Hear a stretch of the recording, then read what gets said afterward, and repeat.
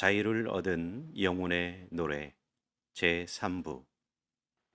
죄를 숨기고 있을 때 다윗은 자신이 늙고 기운 없는 사람 같다고 느꼈고 깊은 슬픔으로 마음이 무거웠으며 스스로 가뭄에 마른 땅과 같이 느꼈습니다. 마침내 죄를 고백하게 된 때를 회상하며 다윗은 하나님 앞에 죄를 자백하는 것을 세 가지로 묘사했습니다. 죄책감이 나쁘기만 한 것은 아닙니다. 바람직한 결과로 이어질 수도 있습니다. 죄책감을 느낀 후 긍정적인 변화를 일으킨다면 말입니다.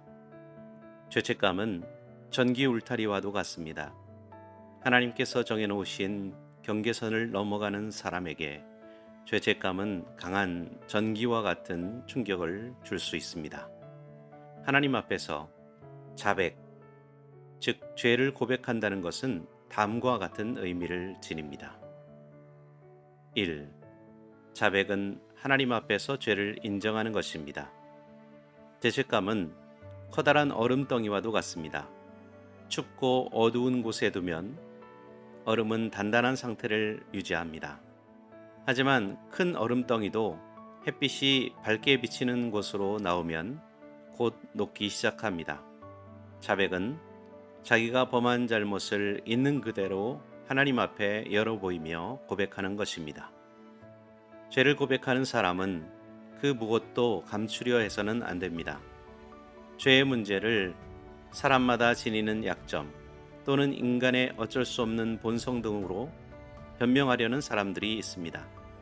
미국의 한 유명한 사역자가 갑작스럽게 사임하면서 그 이유를 설명하기를 자기가 몇몇 지체들과의 관계에서 넘지 말아야 할 선을 넘었다고 했고, 그렇게 된 원인에 대해서는 그가 자세히 밝힐 수 없는 유년 시절의 몇 가지 아픔을 직면하고자 노력했으나 여러 해 동안 문제 자체를 부인하며 그릇된 방식으로 대처했다고 설명했습니다. 이러한 공개적인 고백은 어떻게 보면 용감해 보이고 솔직해 보이기도 합니다. 하지만 시편 32편 1절과 2절에서 다윗은 허물의 사함을 받고 자신의 죄가 가려진 자가 복이 있다고 했습니다.